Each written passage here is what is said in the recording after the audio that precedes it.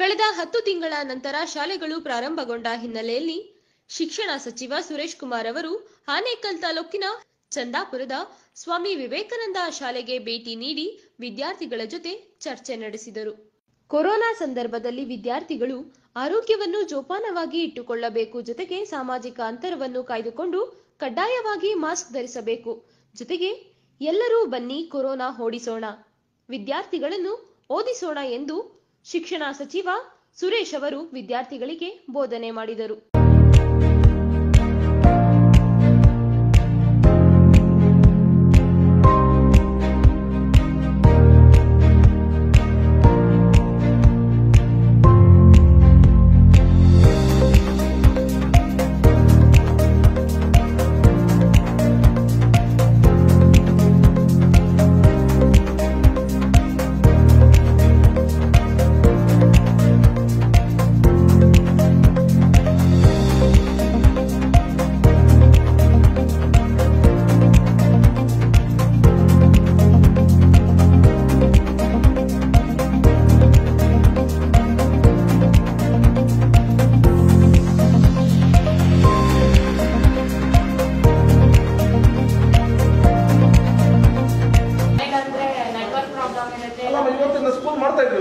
ಅಲ್ಲ ಸರ್, ಇನ್ನು ಮುಂದೆ ಯಾವ್ದಾದ್ರು ಹೊಸ ಕೊರೋನಾ ಅಂದ್ರೆ ಮತ್ತೆ ಸ್ಟಾಪ್ ಮಾಡಿದ್ರು.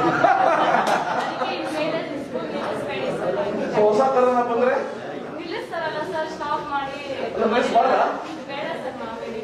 ಮತ್ತೆ ಹೇಗೆ ನೀವು ಹೊಸ ಕೊರೋನಾ ವಿರುದ್ಧ ಹೆಂಗಿರ್ತೀರಾ ನೀವು? ನಮ್ ಸೇಫ್ಟಿ ಇರ್ತೀವಿ ಸರ್, ದಿನ ಸ್ನಾನ ಮಾಡ್ಕೊಂಡು ಬರ್ತೀವಿ, ಮಾಸ್ಕ್ ಹಾಕೊಂತೀವಿ, ನಮ್ ಸೇಫ್ಟಿ ನಾವು ದಿನ ಬರ್ತೀವಿ ಸರ್. ಅದೆಲ್ಲ ಬೇಡ, ಹೊಸ ಕೊರೋನಾ ಬರೋದು ಬೇಡ ಅಂತ ಪ್ರಾರ್ಥನೆ ಮಾಡಿ.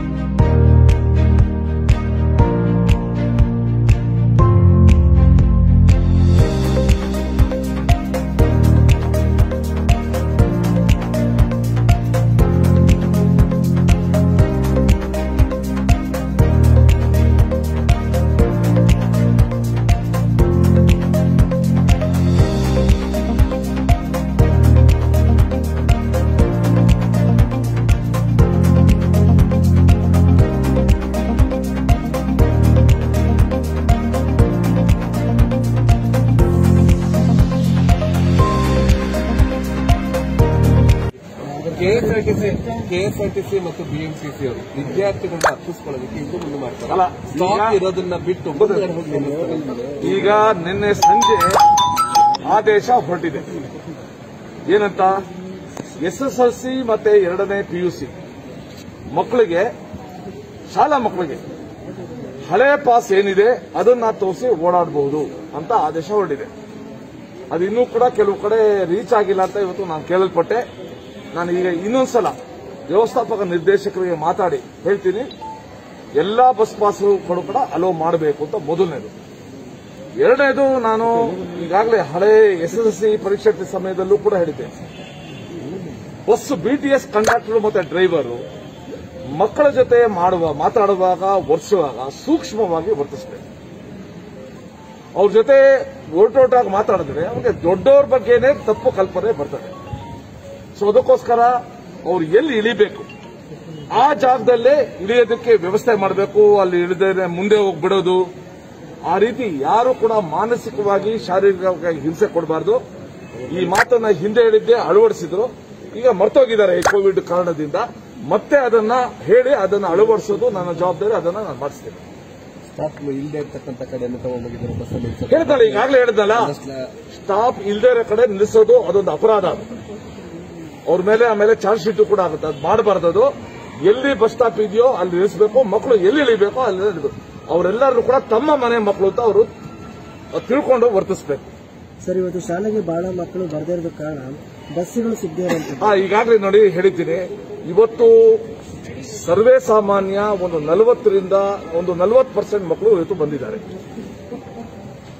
ತಾವು ಹೇಳಿರೋ ಕಾರಣನೂ ಒಂದಿರ್ಬೋದು, ಬಸ್ಸು ಸಿಗದೇ ಇರೋದ್ರಿಂದ ಅಂತ. ಈಗ ಇದೆಲ್ಲನೂ ಕೂಡ ಕೊರತೆ ಇವತ್ತು ನಮಗೆ ಮೊದಲನೇ ದಿವಸ ಗೊತ್ತಾಗಿದೆ. ಈಗ ನನ್ನ ಕಚೇರಿಯಿಂದ ಈ ಎಲ್ಲ ವಿಷಯಗಳನ್ನ ನಾನು ಹೋಗಿದ್ದು ಏನು ಗಮನಿಸಿದ್ದೀನಿ ಅದನ್ನೆಲ್ಲನೂ ಕೂಡ ಸಂಬಂಧಪಟ್ಟ ಇಲಾಖೆಗೆ ನಾವು ರವಾನಿಸಿ ಅವ್ರ ಜೊತೆ ನಾವು ಮಾತಾಡ್ತಾ ಇದ್ದೀವಿ. ಸೋಮವಾರದಿಂದ ಈ ರೀತಿ ಆಗದೇ ಇರೋಂಗೆ BDS BMTC ಕ್ರಮ ತಗೊಳ್ಳಂಗೆ ನಾವು ಮಾಡ್ತೀವಿ. ಇದು ಮೊದಲನೇದು. ಎರಡನೇದು, ನಾವು 3 ಕಾರಣ ಅಂದ್ಕೊಂಡಿದ್ದೀವಿ ಇವತ್ತು ಕಡಿಮೆ ಆಗಿರೋಕ್ಕೆ ಸಂಖ್ಯೆ. ನೀವು 3ನೇ ಕಾರಣ ನೀವು ಹೇಳಿದ್ದೀರಾ. ಮೊದಲನೇದು, ನಿನ್ನೆ ಎಲ್ಲರೂ ಕೂಡ ಹೊಸ ವರ್ಷದ ಆಚರಣೆಯನ್ನು ಕೂಡ ಮಾಡಿದ್ದಾರೆ. ಆ ಮನೆಯಲ್ಲಿ ಸಂಭ್ರಮ, ರಾತ್ರಿ 12 ಗಂಟೆ 1 ಗಂಟೆ 12 ಗಂಟೆ ಆದಾಗ ಕೇಕ್ ಕತ್ತರಿಸಿರ್ಬೋದು ಕೆಲವರು, ಅವ್ರವ್ರು ಬಿಟ್ಟಿದ್ದು. ಆಮೇಲೆ ಎರಡನೇದು, ಶುಕ್ರವಾರ ಸ್ಟಾರ್ಟ್ ಮಾಡಿದ್ರೆ ಒಟ್ಟಿಗೆ ಸೋಮವಾರನೇ ಬರೋಣ ಅಂತಾನು ಕೂಡ ಕೆಲವರು ಇರ್ಬೋದು, ಅಥವಾ ಶುಕ್ರವಾರ ಶನಿವಾರ ನೋಡಿಕೊಂಡು ಶಾಲೆಗಳು ಹೆಂಗೆ ನಡೆಯುತ್ತೆ ಅಂತ ನಂತರ ಸೋಮವಾರ ಬರ್ಬೋದು. ಆದರೆ ಬಹುತೇಕ ಕಡೆಯಿಂದ ಬಹಳ ಒಳ್ಳೆಯ ವರದಿಗಳು ನಮಗೆ ಬರ್ತಾ ಇದೆ, ಚೆನ್ನಾಗಿದೆ. ವಿಶೇಷವಾಗಿ ಶಿಕ್ಷಕರು ಇವತ್ತು ಸಂಭ್ರಮದಿಂದಿದ್ದಾರೆ.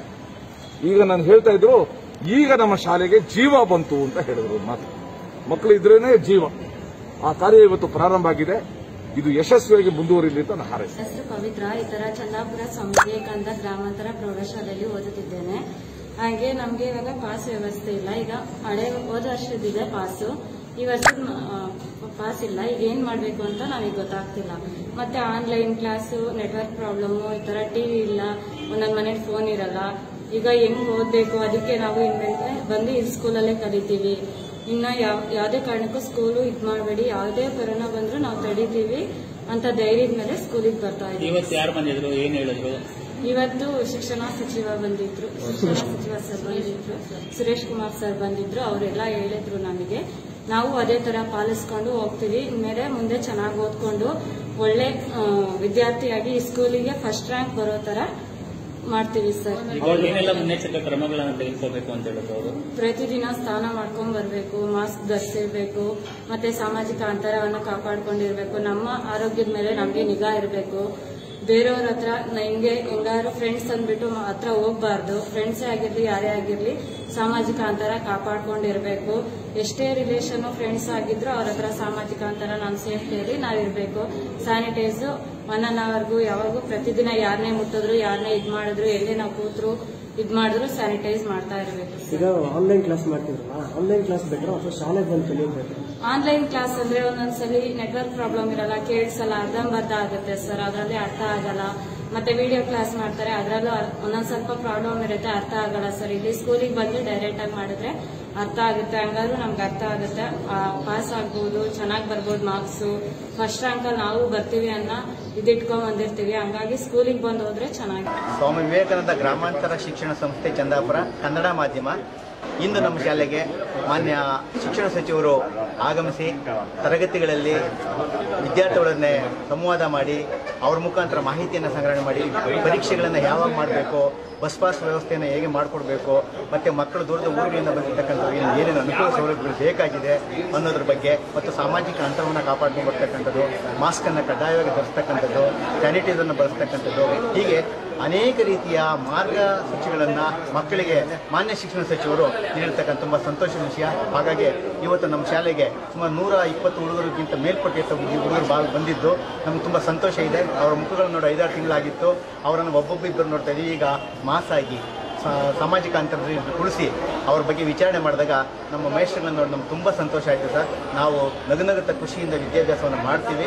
ಈ ಸಂಸ್ಥೆಯಲ್ಲಿ ನಾವು ವಿದ್ಯಾಭ್ಯಾಸ ಮಾಡ್ತಾ ಇರೋದು ನಮಗೆ ತುಂಬ ಸಂತೋಷ.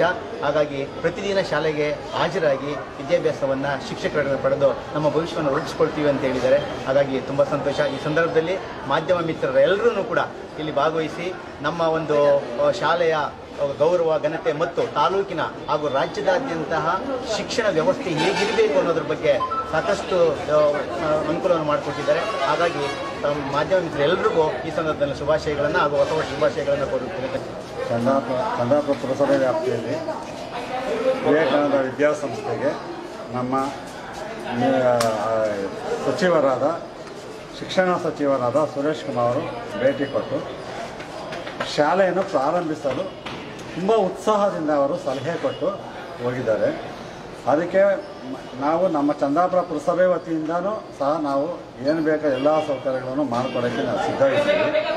ಆಮೇಲೆ ಕೊರೋನಾ ಓಡಿಸೋಣ, ವಿದ್ಯಾರ್ಥಿಗಳನ್ನು ಓದಿಸೋಣ, ಮೊದಲನೇ ಇದರಂತೆ ನಾವು ಶಾಲೆಯನ್ನು ಪ್ರಾರಂಭಿಸಿದ್ದಾರೆ. ಅದಕ್ಕೆ ಎಲ್ಲ ನಮ್ಮ ಪೋಷಕರು ಮತ್ತು ವಿದ್ಯಾರ್ಥಿಗಳು ಸಹಕಾರನೂ ತುಂಬ ಖುಷಿಯಾಗಿದೆ. ನನ್ನ ಒಂದು ಪ್ರಶ್ನೆ ಏನಂದರೆ, ಕೊರೋನಾ ಇದೆ ಒಪ್ಕೊಳ್ಳೋಣ, ಕೊರೋನಾ ಇದೆ, ಎಲ್ಲ ಚಟುವಟಿಕೆಗಳು ನಡೀತಾ ಇದ್ದಾವಲ್ಲ, ಮನೆಯಲ್ಲಿ ಎಲ್ಲ ಸಂತೆಗಳು ನಡೀತಾ ಇದ್ದಾವೆ, ಮಾರ್ಕೆಟ್ ಮಾಡ್ತಾ ಇದ್ದಾರೆ, ಎಲ್ಲ ನಡೀತಾ ಇರೋದ್ರೆ ನಮ್ಮ ಶಾಲಾ ಮಕ್ಕಳಿಗೆ ಯಾಕೆ ಶಿಕ್ಷೆ? ಇದು ಹಿಂಗೆ ಮುಂದುವರೆದ್ರೆ ಬಾಲ್ಯ ವಿವಾಹ ಸ್ಟಾರ್ಟ್ ಆಗಿಬಿಡ್ತದೆ. ಅದರಿಂದ ಈ ಬಾಲ್ಯ ವಿವಾಹನ ದೂರ ಇಟ್ಟು ಮಕ್ಕಳನ್ನು ಓದಿಸಿ ಮಕ್ಕಳನ್ನು ವಿದ್ಯಾ ಕೊಡಬೇಕಂದ್ರೆ ನಾವು ಶಾಲೆ ಪ್ರಾರಂಭಿಸಲೇಬೇಕಾಗಿದೆ. ಎಲ್ಲ ಚಟುವಟಿಕೆಗಳು ನಡೆಯುವಾಗ ನಮ್ಮ ಮಕ್ಕಳಿಗೆ ಶಿಕ್ಷಣವನ್ನು ಯಾಕೆ ನಾವು ಕಿತ್ಕೋಬೇಕು? ಆನ್ಲೈನು ಅಷ್ಟೊಂದು ಇಂಟ್ರೆಸ್ಟ್ ಆಗಿಲ್ಲ ಮಕ್ಕಳಿಗೆ. ಶಿಕ್ಷಕರ ಮುಂದೆ ಕಲಿಯೋದಕ್ಕೂ ಆನ್ಲೈನ್ ಮುಖಾಂತರ ಕಲಿಯೋದಕ್ಕೂ ತುಂಬ ವ್ಯತ್ಯಾಸ ಇದೆ. ಅವರು ಶಿಕ್ಷಕರು ಎಲ್ಲ ಥರದ ಸಂಸ್ಕೃತಿ ಹೇಳ್ಕೊಡ್ತಾರೆ ಮಕ್ಕಳಿಗೆ. ನಾವು ಯಾವ ನಡ್ಕೊಳ್ಬೇಕು, ಯಾವ ಥರ ಜನರ ಹತ್ರ ಬಿಹೇವ್ ಮಾಡಬೇಕು ಎಲ್ಲ ಹೇಳ್ಕೊಡೋದು ನಮ್ಮ ಶಿಕ್ಷಕರೇ. ಮನೆ ಪಾಠ ಮೊದಲನೇದಾಗಿದ್ರೂ ಶಿಕ್ಷಣದ ಪಾಠ ಸಮಾಜದಲ್ಲಿ ನಮ್ಮ ವ್ಯಕ್ತಿ ದೊಡ್ಡವನಾಗಬೇಕಾದ್ರೆ ಶಿಕ್ಷಕನ ಮಾತು ವೇದವಾಕ್ಯ ಆಗಿರುತ್ತದೆ. ಮಕ್ಕಳು ಮನೆಯವ್ರಿಗೆ ಭಯ ಬೀಳಲ್ಲ, ಶಿಕ್ಷಕರಿಗೆ ಭಯ ಬೀಳ್ತಾರೆ. ಅವರು ವಿದ್ಯಾರ್ಥಿ ಕಲಿಯುವಾಗ ತುಂಬ ಉತ್ಸಾಹಕರಾಗಿ ಮಾಡ್ತಾರೆ. ನೋಡಿ ಎಲ್ಲ ಮಕ್ಕಳು ಆಲ್ರೆಡಿ ಬಂದು ಹಾಜರಾಗಿದ್ದಾರೆ. ಅವರಿಗೆ ಶಾಲೆ ಅಂದರೆ ಮನೆಯಲ್ಲಿ ಮನೆ ಸೆರವಾಸ, ಶಾಲೆ ಉತ್ಸಾಹ. ಅದರಿಂದ ಶಾಲೆ ಆರಂಭವಾಗಿರೋದು ತುಂಬ ಖುಷಿಯಾಗ್ತಾ ಇದೆ. ಮತ್ತು ಇದನ್ನು ನಮ್ಮ ಪುರಸಭೆ ವ್ಯಾಪ್ತಿಯಿಂದ ಏನು ಬೇಕಾದ್ರೂ ನಾವು ಸಹಾಯ ಮಾಡ್ತೀವಿ.